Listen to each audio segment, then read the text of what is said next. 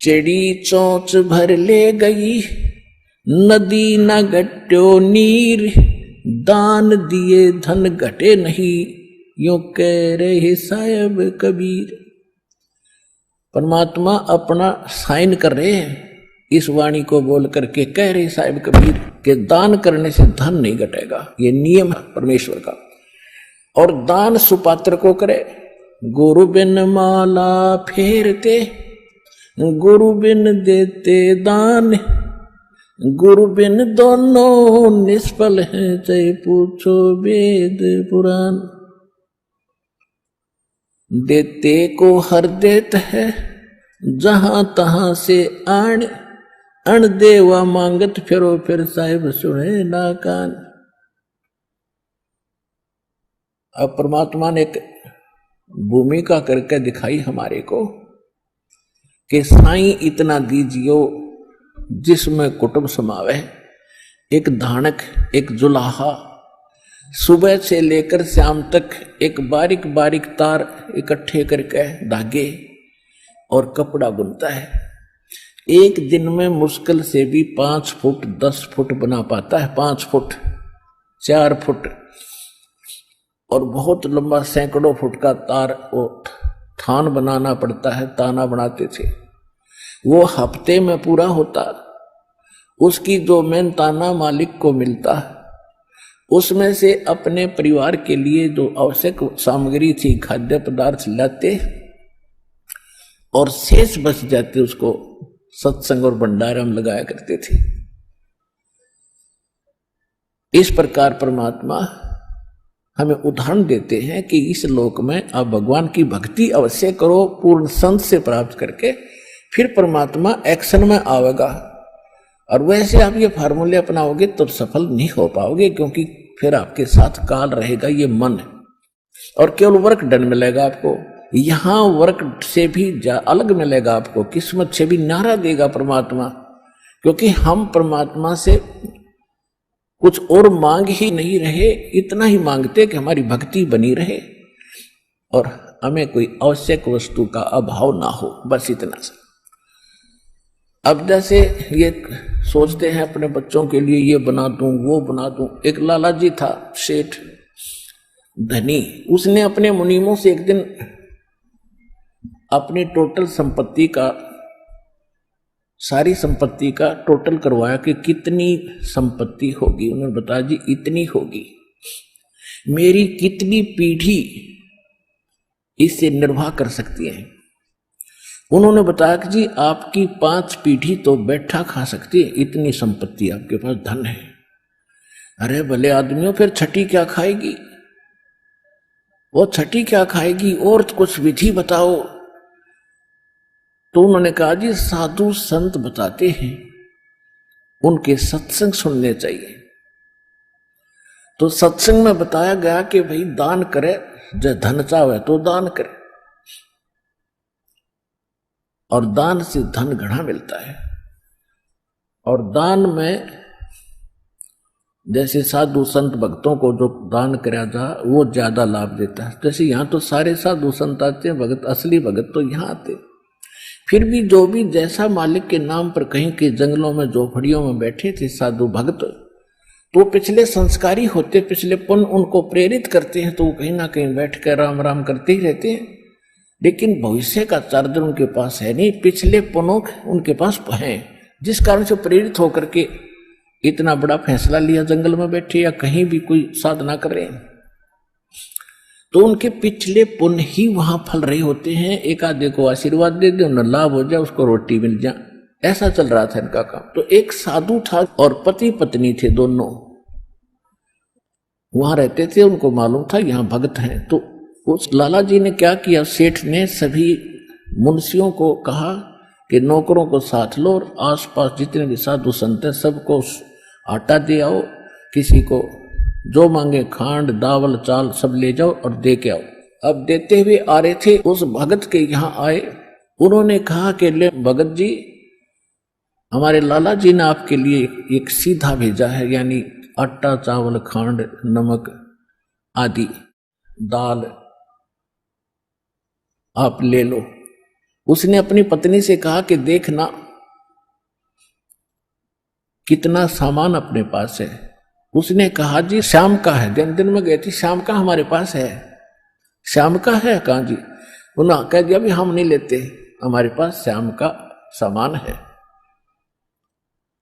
तो वो कहने लगे भगत फिर कल भी खा लियो। बोला कल की कल देखी जाएगी, अब नहीं ले हम। बोले कमाल की बात है।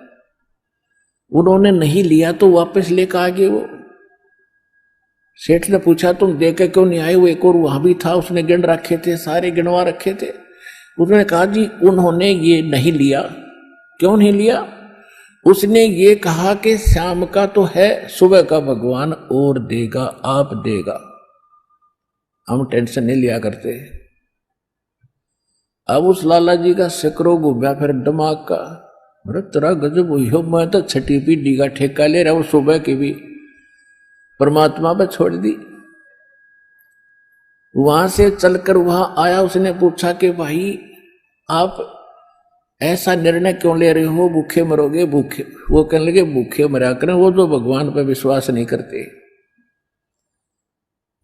और हमें भगवान आगे से आगे देता उसने, क्योंकि ज्ञान सुन रखा था। लाला जी को बैठा लिया, कहते मां के पेट में जब आप थे किसने चिंता थी तेरी? हाँ यह तो बात सही है। जब आप मां के गर्भ से बाहर आए आपका दांत नहीं थे, आप रोटी चावल आटा नहीं खा सकते थे, और उससे पहले आपकी मां के स्तन में दूध भी नहीं था, हक नहीं था। बाहर आते ही बालक कितना चिंतित है, आपको अमृत दूध पिलाया। अरे तू ठेकेदार हो रहा छठी पीढ़ी का, तेरी बुद्धि भ्रष्ट होगी लाला जी। और गधे की योनि में जागा तू। तेने बोला जी के करूं, मैं तो मेरे गया के करूं, कोड इकट्ठा कर लिया तने, पाप का भागी तू होकर खाएंगी तेरी पीढ़ी। वो अपनी किस्मत साथ लेकर आएंगी, तेरे भरोसे नहीं है। अब क्या करूं, मैं तो मेरे गया। जो बोला इसने बांट दे, धर्म कर दे, तेरी जान बचेगी। तब उस लाला जी ने वो भंडारा शुरू किया, धन भी नहीं बचेगा तेरा। तो कहने का भाव यह है पुण्यात्मा, हम तो बहुत लंबा चौड़ा हिसाब लाए बैठे, हर एक पल का भरोसा नहीं। देखो अंत में आपने इस स्थिति में आना पड़ेगा, और जिस स्पीड पर आप चले इसका कोई अंत नहीं।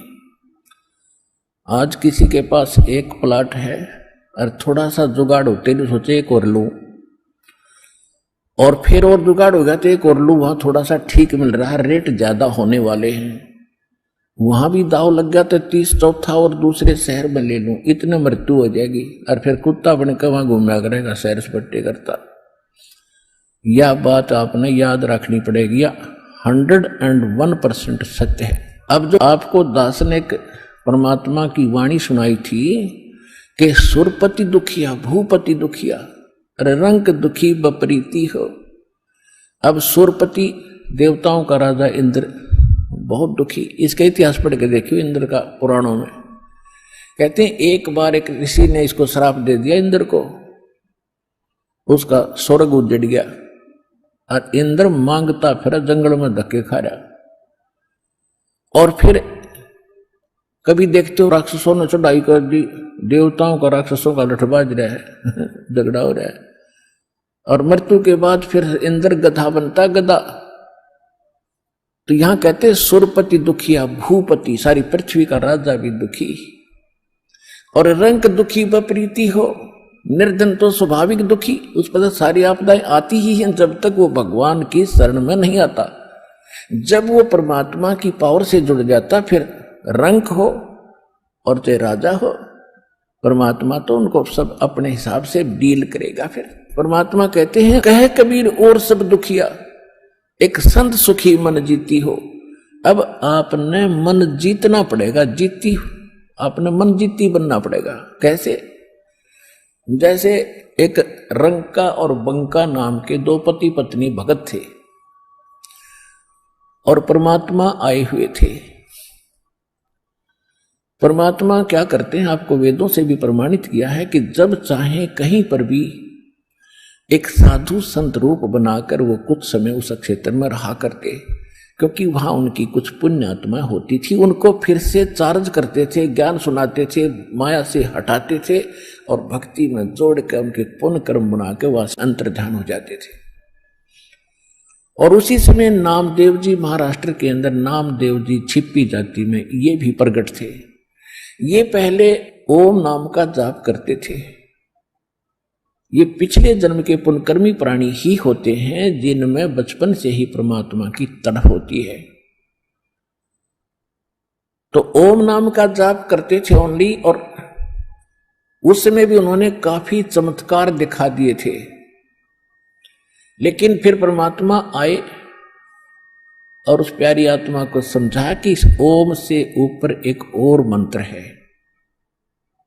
अकेले ओम का मंत्र तो इस ब्रह्म का है, और इस जेल से छूटने के लिए 3 मंत्र का जाप है।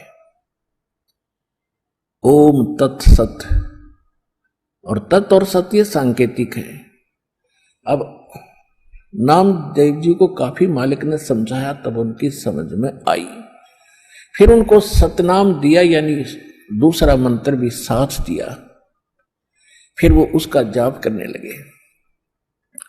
अब गरीबदास साहिब जी ने बताया कि नम छिपा ओम तारी, पहले केवल ओम में लौ लगा रखी थी, ओम में लगन थी और कोई जाप नहीं करता था।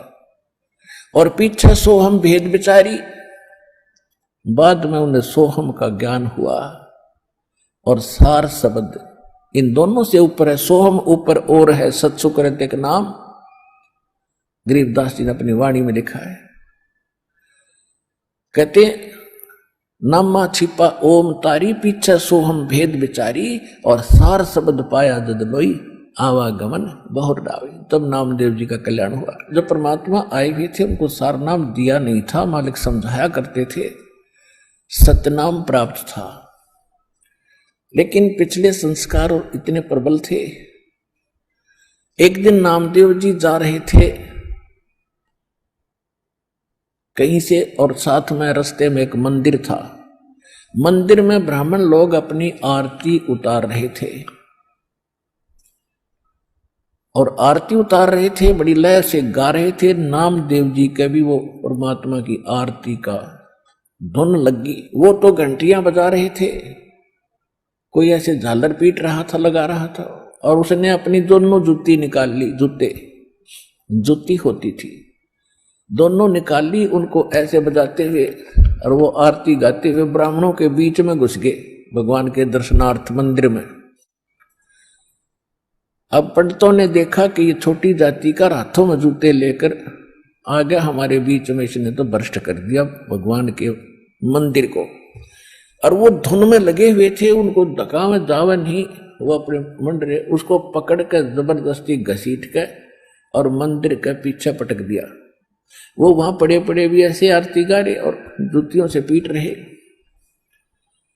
परमात्मा ने वो मंदिर का मुख नामदेव की तरफ कर दिया। पंडित जी पिछली साइड में पिट झालर पीछे न खड़े।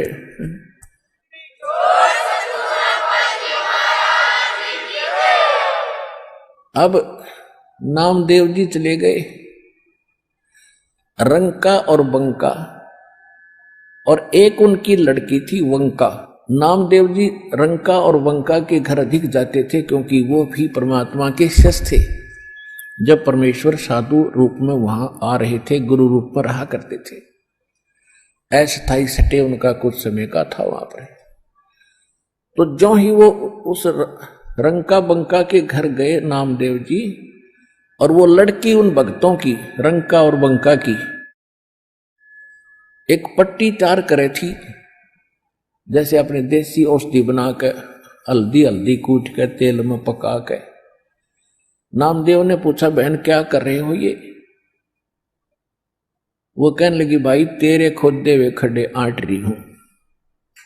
अब मैंने क्या कर दिया कि भाई तू कतई नहीं मानता, भगवान गुरुदेव जी कितना संकेत करते हैं, भाई तुम अपनी यह अंगा मत दिखाया करो, अपनी शक्ति का प्रदर्शन ना करा करो, थारा भट्ठा बैठ जाएगा। पर भाई तुम बाज नहीं आता। और भक्तों की इज्जत रखने के लिए भगवान को दुख उठाना पड़ता है। तेरे को क्या जरूरत थी वहां उस मंदिर में घुसने की। और जब तेरे को बाहर पटक दिया ना भगवान की इज्जत का, तेरी इज्जत नहीं भगवान की इज्जत थी वहां पर। भगवान का नाम लेनिया नहीं रहे वो कोई, सबको पता था कि उसका भगत है, उस गुरु का। परमात्मा नाम बदल कर वहां रह रहे थे। और क्या बनती बेरा तुझे, तेरे को जरा सी लगती है तू आंख नहीं खोलता।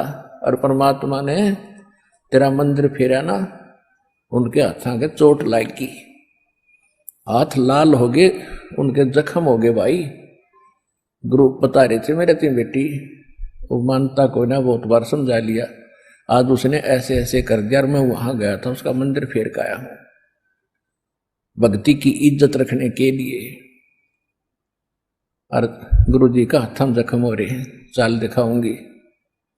अब वो लेकर गए, पट्टी बांधी, नाम देव पढ़कर चरणों में रोने लग गया, महाराज मेरे से गलती होगी। बेटा भक्ति भाव में गुरु जी के आदेशानुसार चलना चाहिए आपने, जी आगे से ऐसी कोई गलती नहीं करूंगा, मेरे से माफ करो। अब उसको आगे भी पढ़ाई पढ़ानी थी, ये यहां इसको रोकना जरूरी था, अगले भक्ति देनी थी, सारनाम देना था। इन बकवादों में सारनाम थोड़ा ही फलेगा। चुप हो गया, अगली नहीं गलती करूंगा आगे।